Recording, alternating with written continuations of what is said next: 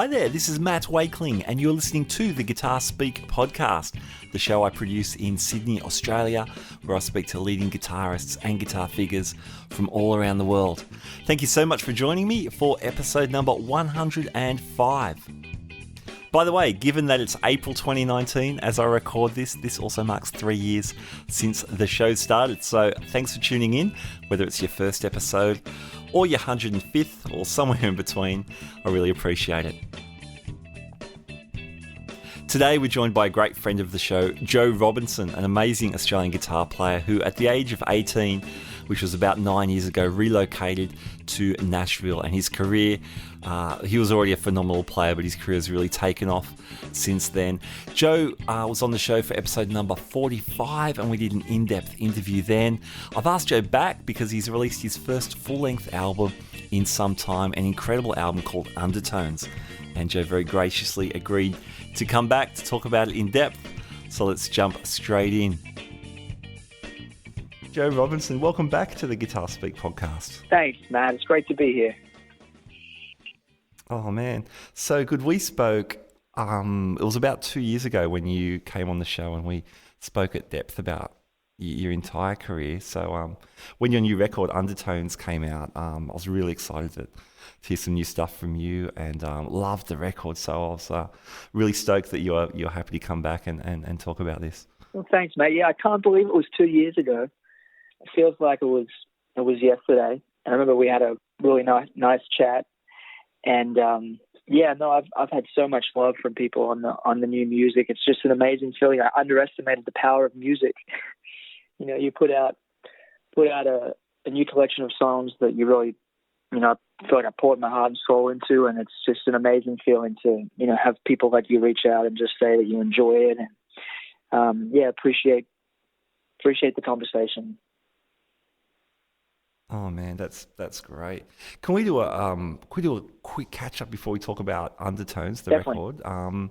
Because the last year, so where we left up a couple of years ago, I think you're doing the Guitar Army thing. You were just about to come to Australia for a bunch of shows, which I got to see you for the Sydney Guitar Festival. That was great. Yeah. That was that gig with Adam Miller and Michael Fix. That was such a cool show. What else has happened? I've seen you jamming with people like Eric Johnson and Steve Vai. tell me about those jams. Oh, I've had it's been a really great, the last year especially has been really amazing. I have a really exciting new course that's going to be coming out soon featuring a lot of my mentors. So a lot of last year was spent traveling around interviewing, amazing musicians, heroes of mine, Steve Vai and Eric Johnson, as well as a handful of others. But yeah, I remember, the Sydney Guitar Festival was such a great night, and I did two shows in Sydney. Did the what used to be the Vanguard, which was the show you were at, and then we did a show with Paco Pena and the Gregorian brothers, Slava and Leonard. So, yeah, man, that looked amazing. Yeah, I love coming back to play in Australia. I don't do it near enough. It's just, I stay so busy over here, and it's hard to carve out the time in advance to go over there and tour Australia properly. But I've been really, involved in a lot of cool projects. The Guitar Army was absolutely so much fun. I think when we spoke, it was Robin Ford and Leroy Parnell. That was like the Guitar Army Mark I.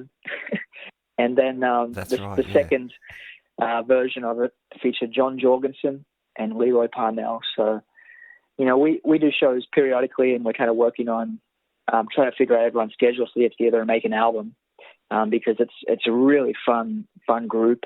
It's a fun collection of styles and influences and sounds that we each bring, and we have a show that's pretty rocking and pretty fun. So the Guitar Army project has been a lot of fun to be a part of. I've been on the road with Rodney Crowell, who has been such a huge influence on me as a songwriter. We've probably played 100 shows in the last 2 years or so. And, Rodney's just such an amazing song craftsman and comes from the world of, Guy Clark and Townes Van Zandt and these just amazing songwriters with this, from this kind of Texas folk Americana scene. And so it's been really an amazing thing to be a part of Rodney's show. And I open for him as well as play his whole show with him. So I'm on stage for like 3 hours every night, and I just sit there and listen to his lyrics. And it's been just such a great thing.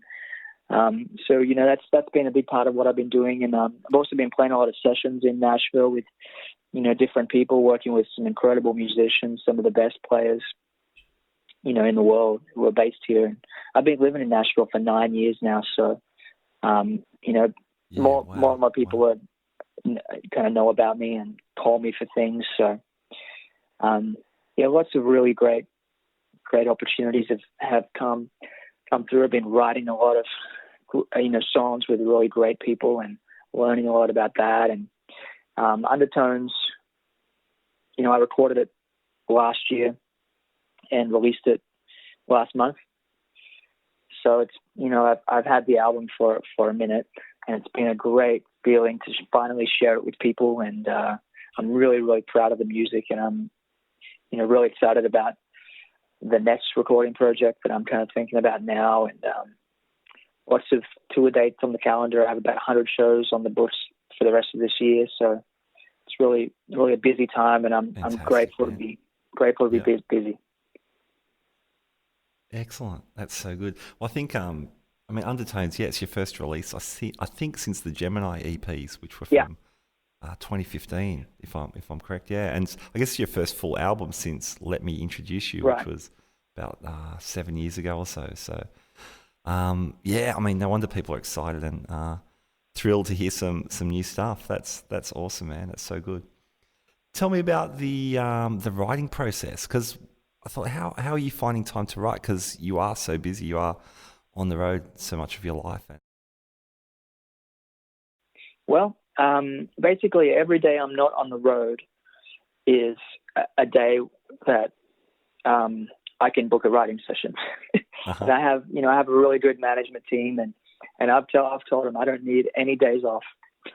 Every day I want to work and I want to be productive. And if it's a Sunday, if it's a Saturday, if I'm around, usually I'm out of town on the weekends, but every day I'm on the road, I'm writing with somebody. And writing for Undertones was a really great process. I wrote about 80 or 90 songs. Wow. And, mailed my management CDs, and we all kind of just brainstormed, which songs were the strongest, which ones, felt like they belonged as part of the album. And so we just kind of whittled it down to 12 songs from that list. And since that time, I have another, 70 or 80 songs. So it's a nice feeling to be creating a lot. And I find co-writing is, I've learned to really love it. There are so many great writers here in Nashville that are muscled up from writing songs every day. And I've kind of learned how to navigate those waters. I feel like I've learned how to navigate those waters in a way where I can have an inspired idea that has my kind of musical signature, and I can sit down with somebody who may come from a totally different kind of world musically, and we can have an idea and we can kind of talk about it. And then for 3 to 4 hours, we'll just focus. It's almost like a meditation. You just zoned in on what this song is, what elements does it need, how to kind of weave the narrative. And I've really come to love the process. So that's kind of how I wrote, most of the songs for Undertones, and how I continue to write today is I've written a lot of stuff on my own in the past, but I just find, I can have 10 ideas, and if I write with somebody else, by the time I leave the session, we're pretty much done with the song. Whereas if it's one I'm writing on my own, I just keep wanting to come back to it and change it and tweak it, and it's just a never-ending thing. So wow. So I like the collaborative experience for that reason. Awesome. Man, it sounds like it's a huge amount of songs, but in a way I'm not surprised that you've whittled it down because the songs are so strong. That's probably the first thing I noticed. I mean, the guitar playing, it's a bonus, and the singing, which is great, by the way. Thank you. Yeah, but you need the strong song first. Obviously, that's the old golden rule, isn't it? So the writing is, fantastically strong. I appreciate it. Yeah. Sorry to interject. I just wanted to say that Nashville has such a strong songwriting. The Nashville cliche is it all starts with a song. It's it's all based around a song, and really I've tried to embrace that part of living here. Yeah, sure. There have been so many great writers who have been mentors and friends to me, and I think the younger version of me was kind of resisted the influence of a lot of these writers, some of which have been writing songs professionally for 30, 40 years. But I've really learned to have a great amount of respect for people who put so much thought and effort into the craft of writing. So that's kind of, I think, something I've learned, and that's probably the reason it seems like my writing has matured a lot. Yeah, okay. Now, when you say writing sessions, and you end up with a huge pile of songs, are these songs just for you, or are you also trying to get your stuff published by other artists or publishing houses? Yeah, it depends. Sometimes I'll write with other artists, and I generally don't get called to write a song for another artist specifically. I feel like I don't really reason by analogy well. So if I take a chord sequence, I have a real hard time thinking of it as being analogous to someone else or another song. Even when I'm in the studio doing sessions and someone references like Tom Petty, I kind of have to think, oh man, what does that mean? It's not it's not a natural thing for me to think in terms of pitching to somebody else. Although I enjoy writing with other artists and trying to kind of channel their story and their energy. At the end of the day, if it's a great song, it's great to have great songs, and there's so many great songs floating around Nashville. And once you write it, and maybe the co-writer's publisher has the song, they might pitch it to somebody else, and I have a lot of music floating out there. So if someone wants to record my songs, they're welcome to. But really, the focus is for the most part getting my story told in the right way and my songs together. Sure. Let's talk about some of the tracks from the album then. But let's choose one. How about Reputation? Because that was one of the singles you pre-released as well. Man, that's a great song. You're playing over some cool chord changes and a great long solo at the end. Wants to be loved, to feel the joy and the pain. But can she open her heart when she's got so many chains, so many chains? She only wants to be loved, to feel the joy and the pain. Can she open her heart when she's got reputation to maintain?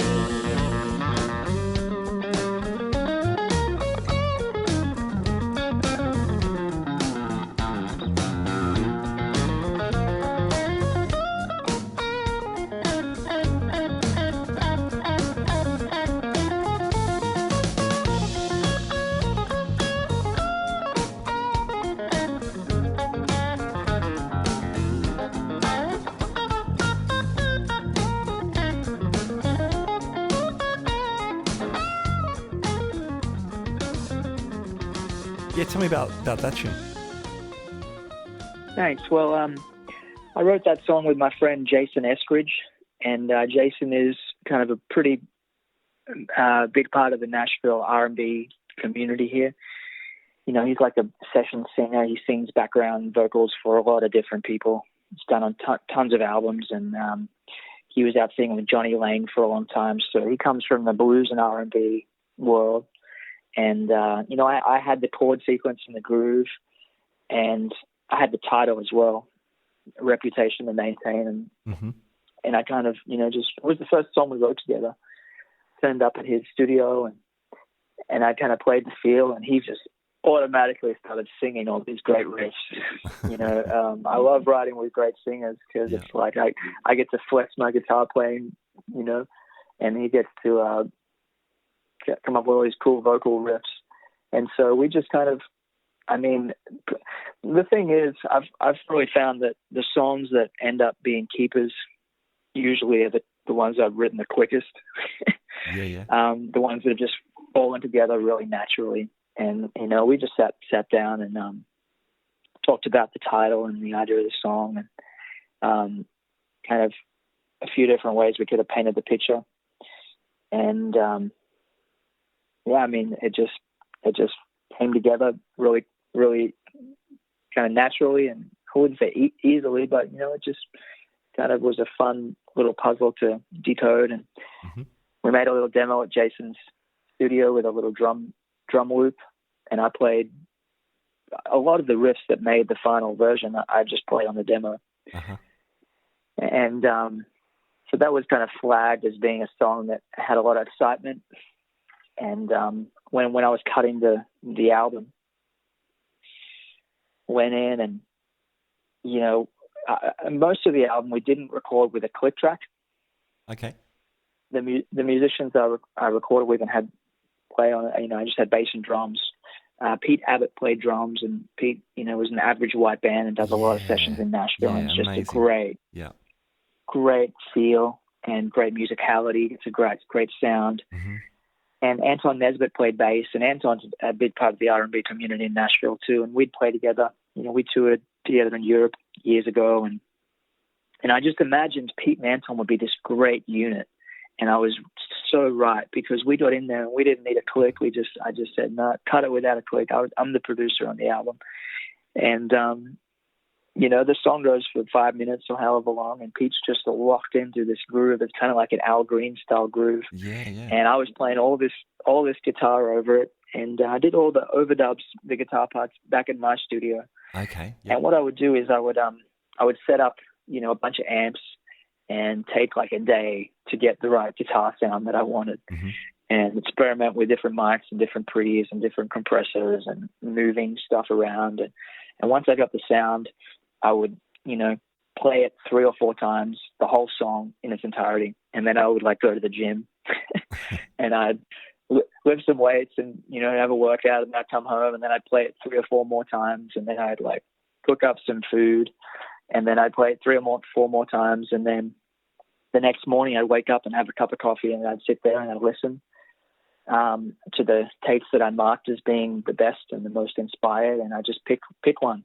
And if there were a few little notes that weren't quite right, I would, punch in or kind of tweak it. But for the most part, everything was played just in one take. And that the ending solo to Reputation, that was just me being inspired and going for an off-the-cuff solo. And when I made the music video for it, I had to learn all the parts I played, which took me days.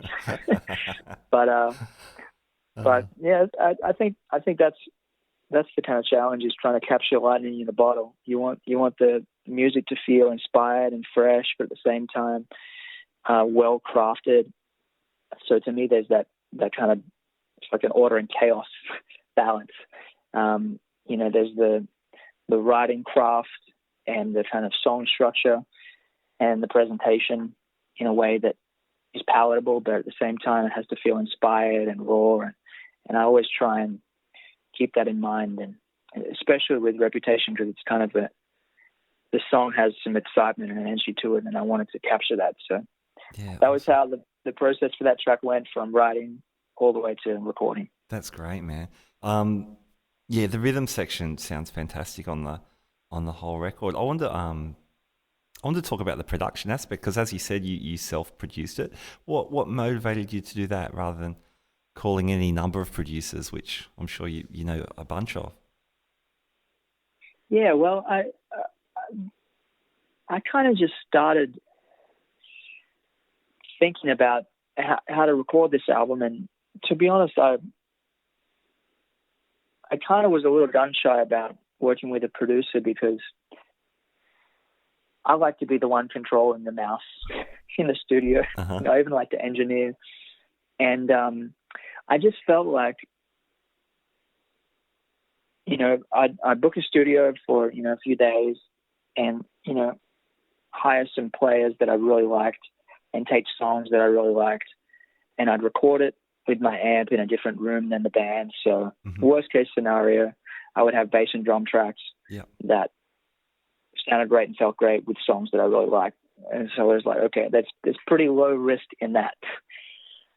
And then it was like, well, how do I finish this? I think I can do it at my studio in a way that I'm comfortable with.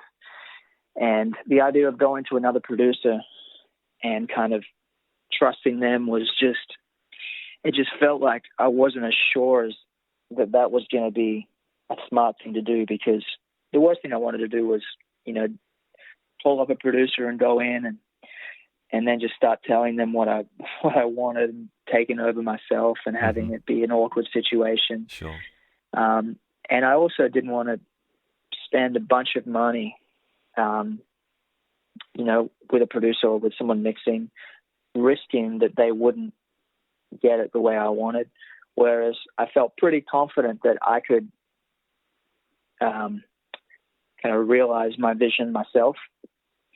And throughout the process, I was prepared to call someone else in, especially mixing. It kind of that was something I was deliberating, thinking about for a while.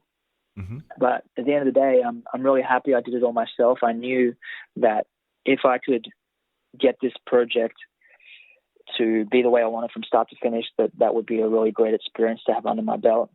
And since I made the album, I get called for sessions all the time. I did a session this morning, for a great producer engineer, Brent Mayer. Brent, has recorded everyone from Elvis, Stark, and Tina Turner. He recorded Proud Mary and produced that. And awesome. He has 6 Grammy Awards, and I'm really fortunate to live in a town where there's a lot of sessions, there's a lot of musicians, a lot of studios, a lot of engineers. So I was prepared to kind of call other people in, but the kind of lowest risk situation seemed to be for me to try it myself, and that just kept feeling like the right way to do it. So awesome. That was the kind of methodology behind that. That's brilliant. Yeah, you had the vision and you pulled it off as well. So good for you. That's fantastic. I got to say the production on the record, it's very unforced, and it feels very live, even though you said you were overdubbing guitars, but there's not a lot of overdubs. You're fairly restrained on adding a lot of extra ear candy with guitars and vocals for that matter, other than some doubling here and there. So kind of subtle and I don't know if restrained is the right word, but very earthy, and you feel like you're in the room with you guys.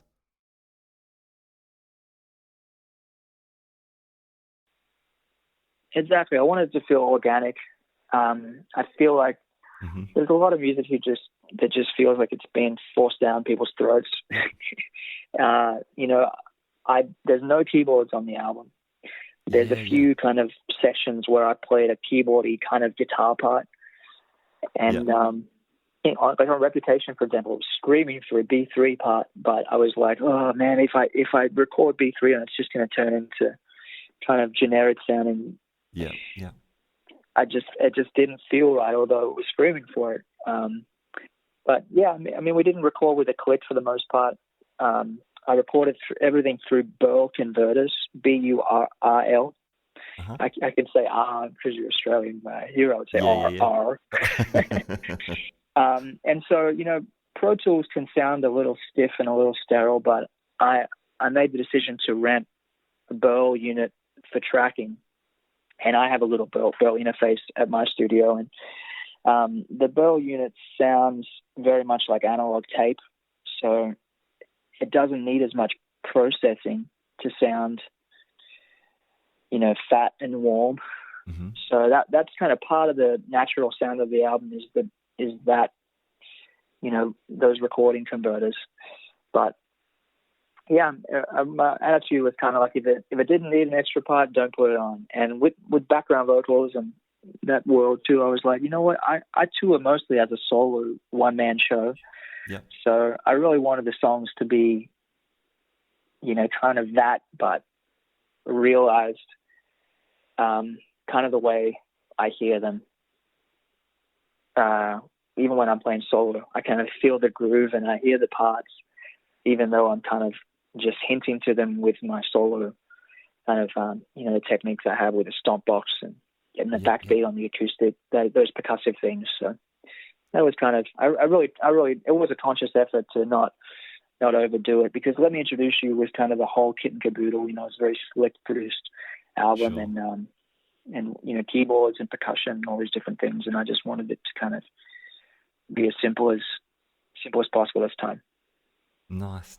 Yeah, I loved it. It really breathed. It had a lot of space. Interesting with you mentioned the no keyboards. I was actually used Millennium Man as a track for one of my music classes. We were studying with one of my Year 12 classes, doing some oral analysis. So a shout out to those musicologists. But we were debating. There's a clean guitar with some trem, and we're debating, is that an electric piano or is that a guitar? And I think I can't remember what we pinned down. I wasn't 100%, so I thought I need to talk to Joe about this. Yeah, I mean, I probably labeled the track in Pro Tools like imitation whirly, whirl at the piano style thing.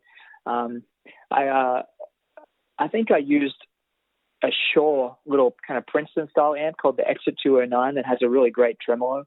Okay. And so, I was searching for something that sonically just had a little sparkle and a little magic, and I found that part, and I got really excited because it just gave the song a little personality at the same time as filling in that color.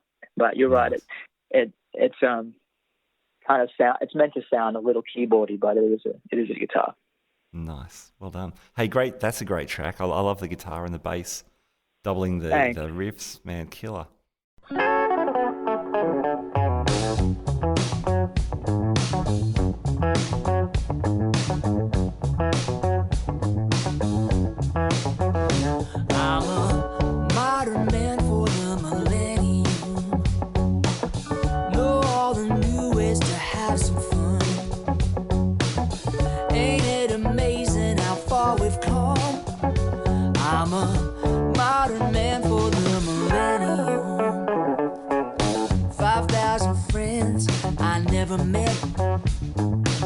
They give me free advice about my supplements. I've been followed and I've been liked. I'm surge protected if lightning strikes. I've been tweeted, retweeted, I'll beat it. That's Anton Nesbitt playing bass, and I mean, he just killed that song. Yes. He's a monstrous player, and the songs, there's not a whole lot of written out bass parts, the bass double on the guitar. It's mostly kind of groove orientated, but that song has the riff being doubled, and I mean, Anton just really plays that stuff so well. And I think you're about to ask about the guitars I used.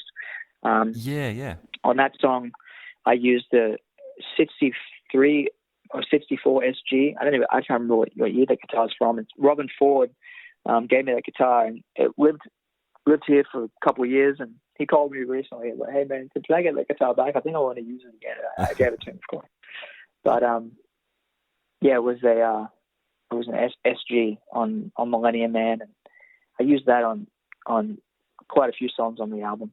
Wow, that's not a guitar I usually associate with you, because you obviously you play the Strat and the White Falcon quite a lot. But that's a cool tone. It's got quite a gnarly mid range. The the lead guitar on that track. Yeah, no, I hadn't really played an SG much before, and when I was out with the Guitar Army with Robin and Leroy, Leroy has this Les Paul tone that's like just jaw-droppingly powerful and great. Mm-hmm. And Robin has, his Dumble that he always uses, and it's like the most beautiful, huge sound you can imagine. And, I'm playing a Strat or something, and it was kind of like I was having trouble being loud enough for a Strat. and Robin's like, here, have this SG, that'll, that has a good voice to it, that guitar. And I used it on the road with those guys. And, I feel like I'm still searching for like my electric guitar voice. That's like the JR sound. And I put up a YouTube video, and I put it on Facebook as well, maybe, 3 or 4 months ago, end of last year, I guess. Yeah. It was so interesting, all the comments, and how many people engaged and kind of gave their feedback. I had a running tally of, I did this kind of poll where I said, do you like this Tele or this Strat or this, Gretsch White Falcon Junior guitar that I play a lot, or this Gretsch Archtop guitar? Give me your 2 cents. And I had a poll of, people that voted for each instrument, and it was almost dead even across the board. I think the Tele won out, by a few votes, but I mean, I was shocked because it was like, oh man, doesn't make the decision any easier. But I saw that video. I found that really interesting because, you were saying you feel like you've got your acoustic guitar voice together, but electric, you're still kind of trying to pin it down or find what it is. Yeah, I read an interview with Bob Marley. This is when I was a teenager, when I was, back in Australia, devouring all the guitar magazines. In fact, I bought like 10-year supply of Guitar Player magazines at an op shop. Yeah. And I just devoured every single article. And there was a Bob Marley article, and he said, yeah, Bob just played the same Les Paul guitar, whatever the guitar was, at Gibson, for his whole career, from like go to woe. And I always just thought, man, that's so cool to just have like one guitar that's your sound. Mm-hmm. And I really would love to find that. But, a lot of people made the comment on that video that, don't restrict yourself to one sound. It's more about the ideas and having the identity as a player. It's like Eric Johnson can sound like Eric on any guitar. Yes. Yeah. And, it's kind of more thinking in that direction. But I don't know. I'm still, I think I'm getting ready to go on a serious electric guitar quest. Uh-huh. So sounds fun. We'll see. Nice, man. I did see that video. I thought, I don't know, they all sound great. They're all doing different things, and you're sounding cool. The title track Undertones has a really cool octave solo, and Snake Man's got an interesting octave thing. I've got some theories, but I'm not sure if I'm barking up the right tree. So I'll just put it out there and you tell me. So Undertones, is that 2 guitars doing the octave solo? I think there's 3. Okay. I guess there's one kind of playing the chords underneath. Yeah. And then there's one playing a high part, and then one playing a kind of middle register part. Yeah, right. Maybe there's 3. I'll have to listen to it again. But what I did was that was a solo I kind of wrote and constructed, and then it just sounded like it was screaming out for some doubling. Mm-hmm. So I stacked a few things, and the riff at the end where it goes, yes, and it has that, that exciting crescendo moment. I really liked the way that sounded stacked up like that.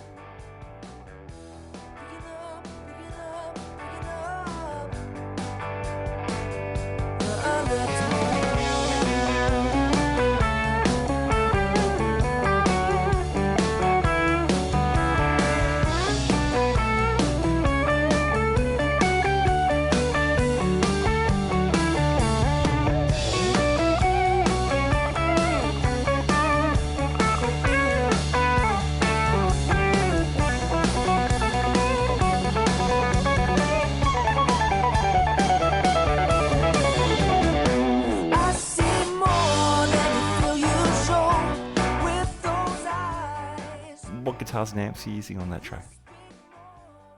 That's mostly the Gretsch. The Okay. Gretsch, the White Falcon Junior, which is the guitar. It's in a lot of pictures, like my Facebook picture, I think. Okay. At the moment, the picture on the album cover, actually, the Gretsch. And I use that a lot on the album, as well as the SG and my Strat.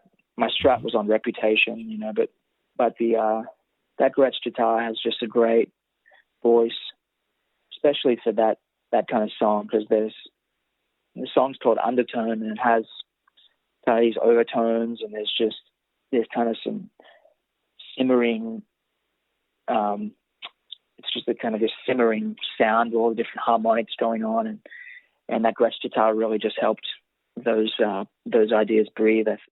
Yeah, cool. Fantastic. Snake Man's a very different tune. I love that tune. And Let the Guitar Do the Talking, you had a couple of different Thank shuffles you. going on. Really, really fun. There's like an octave up on the Yeah. Snake Man solo. Now, is that a pedal, or you doubling that as well? Yeah, I double tracked. Mm-hmm. I put another higher part on, or a lower part, I think. And I used a little pedal called the Keeley Caverns, Oh, okay. made by Robert Keeley. Yep. And man, that pedal, I did this so much. I always do this in the studio. I'm just in there and I'm just plugging stuff in and trying stuff. And I just record. I probably had the speakers on and I was just recording. And then I listened back and like, oh man, that has a really cool sound to it and a vibe to it. And then I tried to recreate it. And of course I couldn't get it anywhere near to feel anywhere near as special.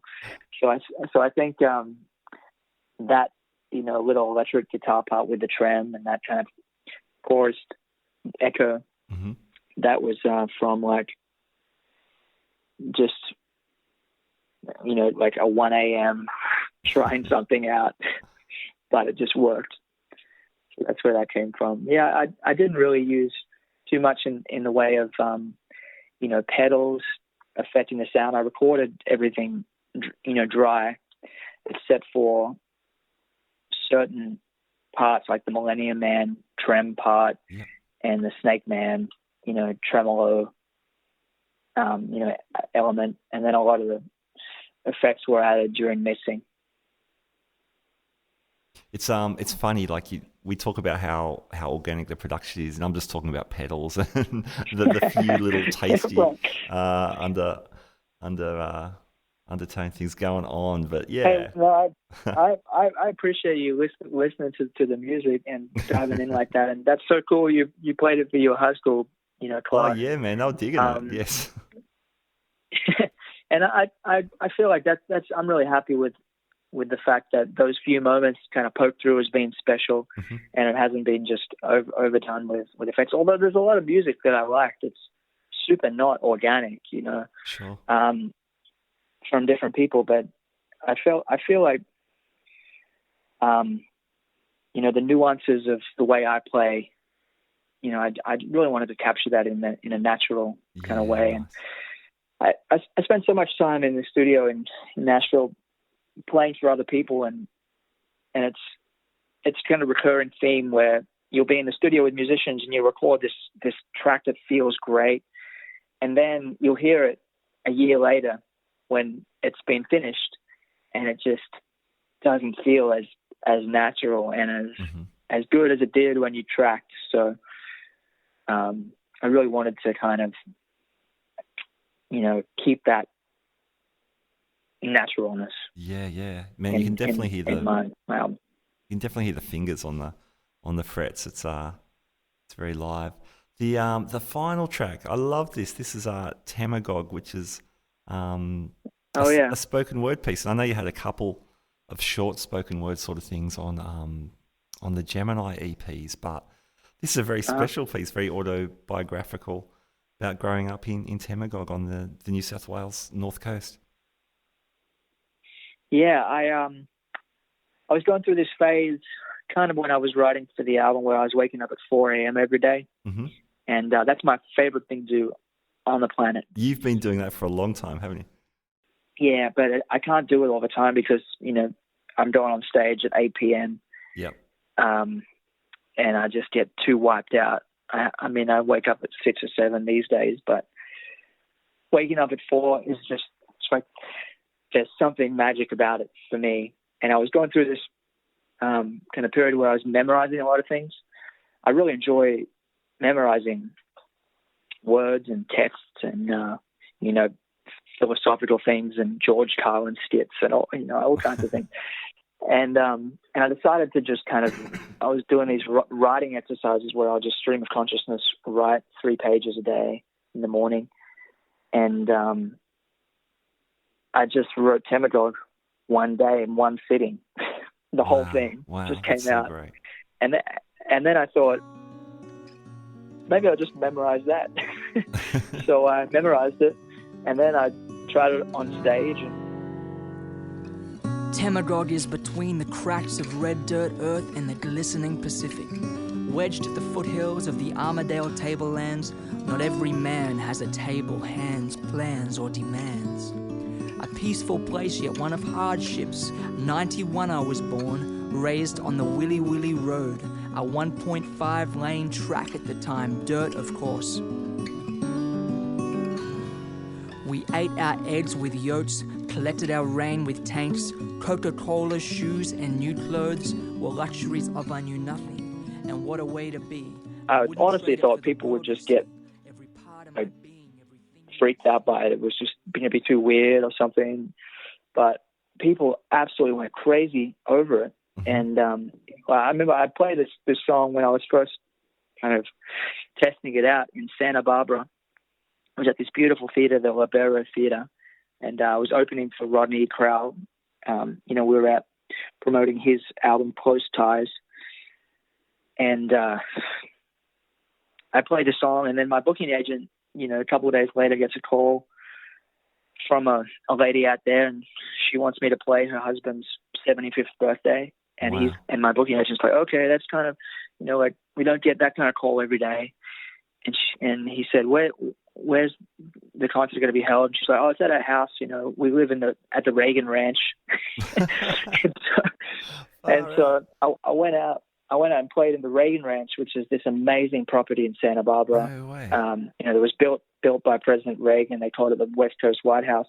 And all they wanted me to play was Temagog. That's what they wanted. Like they flew me out there just to play that song. So that was really an amazing thing to me. And it's a testament, I think, to the power of, trying to be vulnerable in writing, because I would tell my story. I lay out kind of my go-to-woe. It's my journey in that song. And it's a very, very personal track.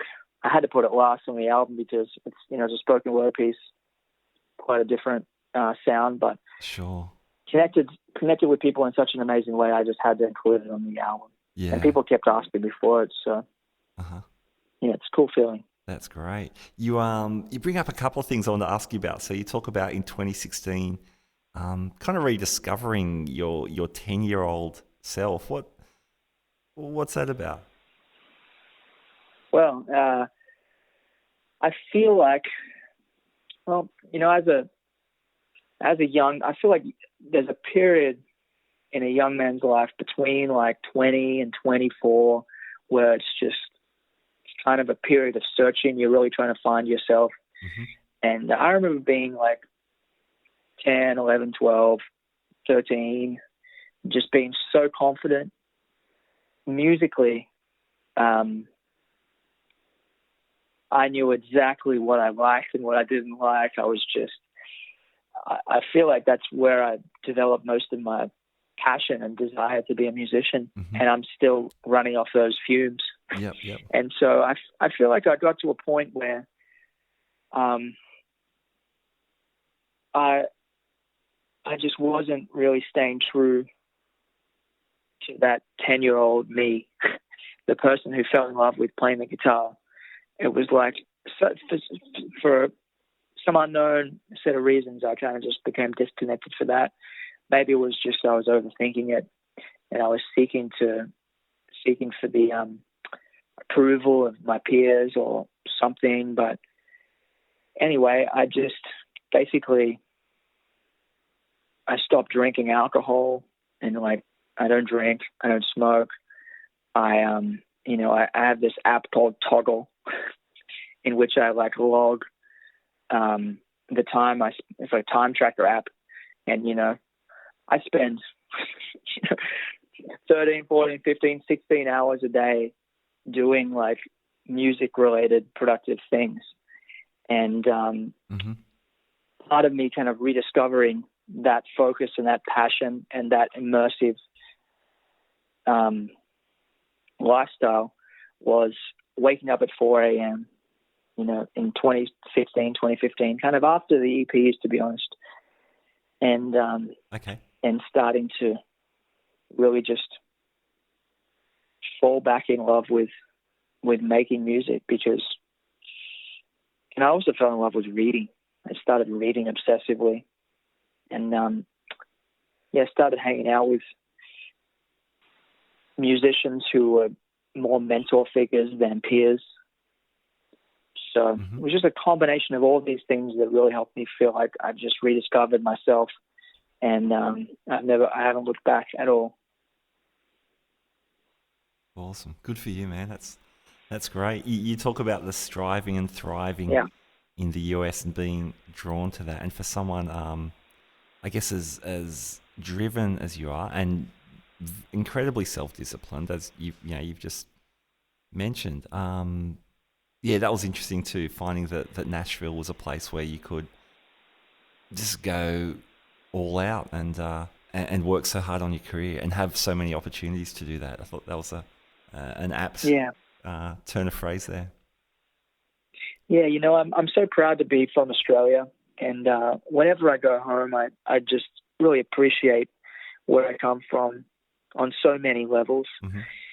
That being said, I'm from Temagog. I'm not from Sydney or Melbourne.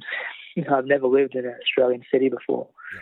But when I go home to Australia, I feel like Australia has this view of America that's very sensationalized, media-driven. But my experience here has been people are so positive, so hardworking, so encouraging of one another. Australia has the tall poppy syndrome. That's kind of something that, a lot of people recognize as being an issue in the culture. That being, someone that has success in some way, people want to cut them down like a tall poppy, then get rid of the tall poppies, stay in your place. However, I feel like in America, there's a thriving, this kind of attitude that really encourages and respects success. And I really have made so many great friends here. I mean, I live in Nashville. It's one of the most amazing music cities and communities of musicians in the world. And I really believe so much in proximity, about being around people who can inspire you. And you can find those people anywhere. And, there's great music scene in Melbourne and Sydney. I was really sad that the basement closed in Sydney. Yeah, definitely. There is talks of it opening up again with different ownership and things. But I know what you mean. Such an iconic room, not really having a place anymore. Yeah, it's. So anyway, I really feel like I was so fortunate to have the opportunity to and have the courage and guts to move to America, because I just moved over here alone. All my family's back in Australia, and I miss them a lot, and I miss Australia a lot. But I feel so inspired and stimulated here, and I've got more work coming in than I know what to do with. So it's really, I feel so blessed. Fantastic. And so inspired to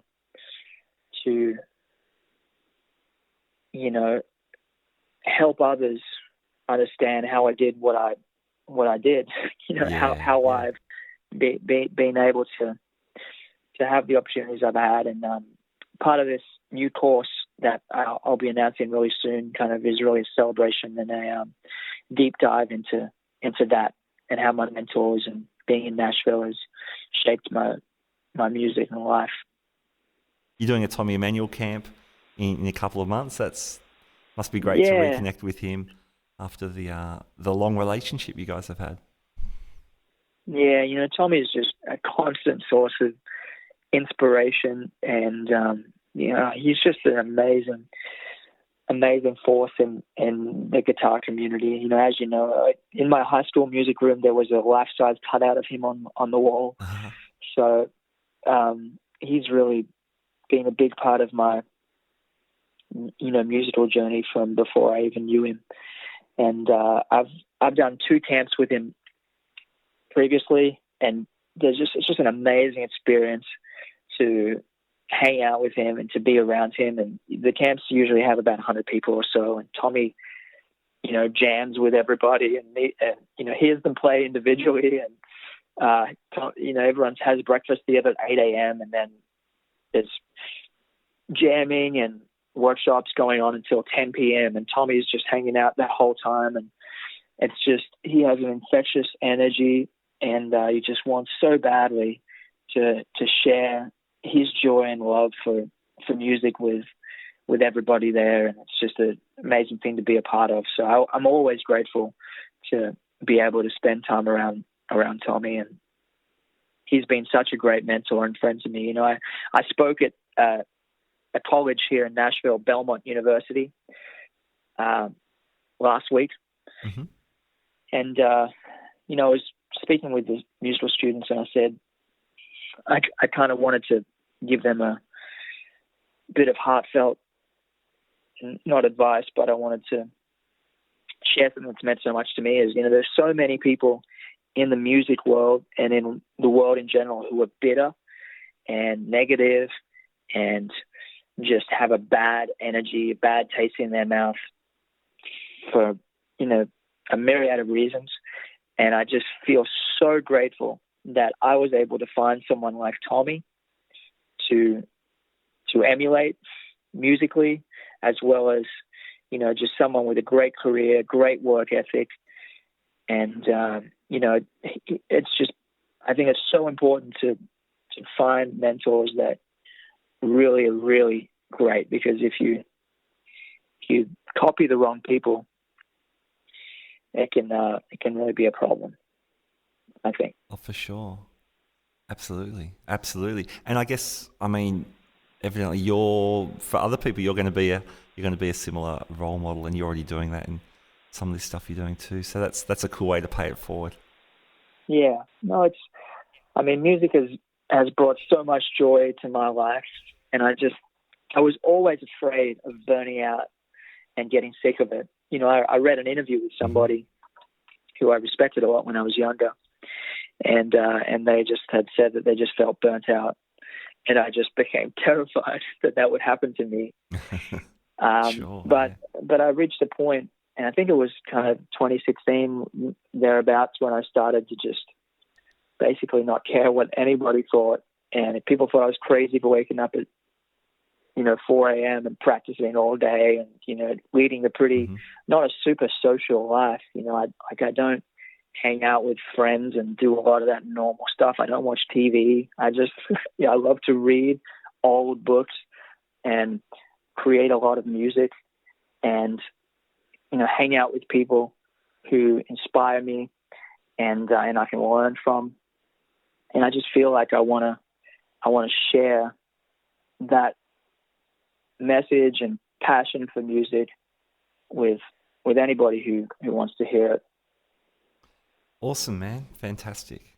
And again, really, really thrilled that it's running so great for you, man. That's fantastic, and testament to your hard work and your passion and your innate ability, which you've done a good job of fostering and honouring that ability, not just sitting on it. So, man, so great to catch up.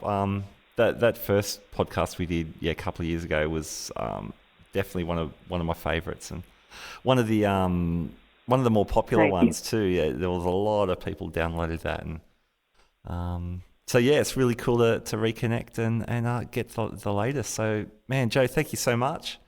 It's been great. Hey, well, thanks, man. I tune into the podcast and enjoy hearing it. I remember I listened to the interview you did with Troy Casadele and really enjoyed it. Oh, thanks, man. Yeah, oh, cool. And I'll have to listen back to our first interview because I remember it being really, a really nice conversation. And appreciate you and good on you for mining all the great guitar players you do for information, and it's always illuminating and inspiring to get a window into how someone thinks, and I think you do a really good job of extracting that. So thank you. All right, there you go. My conversation with Joe Robinson. I really appreciate Joe's kind words at the end, and I really appreciate him coming back on the show. He's such a humble and hardworking and talented musician, and if you put those three characteristics together, it's no wonder that he's doing so well, and I'm really proud to have him as a friend of the show. Please head on over to joerobinson.com and check out that album, Undertones. It is fantastic.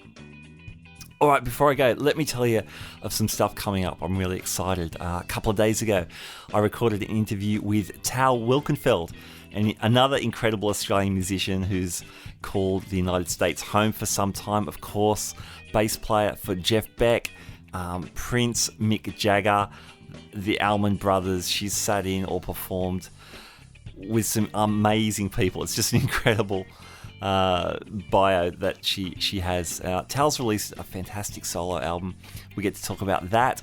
Loved that. Also spoke to Tim Rollinson, a Sydney-based jazz guitarist. Man, I've loved his playing for years, and I was thrilled to have him on the show. He was a member of the band Dig, Directions in Groove, who were pioneers of the acid jazz movement in the 90s. And since Dig has finished up, Tim's released a bunch of solo albums which are brilliant. We talk about those. We had a really wonderful conversation. Gavin Moore from Coke Guitars. We do a NAMM roundup. Some of the gear from NAMM is finally making its way to Australia, so we had an excellent conversation about that. That episode's coming up. And next week, got a couple of cool things booked. Jeremy Barnes, known as a ferocious shredder in Australia, but he's much more than a mind-boggling shredder. It's such a versatile musician. Plays a lot of different genres incredibly well. He's coming on the show. Can't wait for that. And I speak to Rick Kelly, a New York-based luthier whose guitars are played by people like Bob Dylan, Charlie Sexton, Kirk Douglas from The Roots. I'm really looking forward to that conversation as well. As you can hear, the music stopped. So it's the end of the podcast. Thanks for joining me. Head on over to guitarspeakpodcast.com and you can find out how to subscribe or follow our social media or all that stuff as well. All right. I love that you're listening. I appreciate it. I'll catch you next time. Bye now.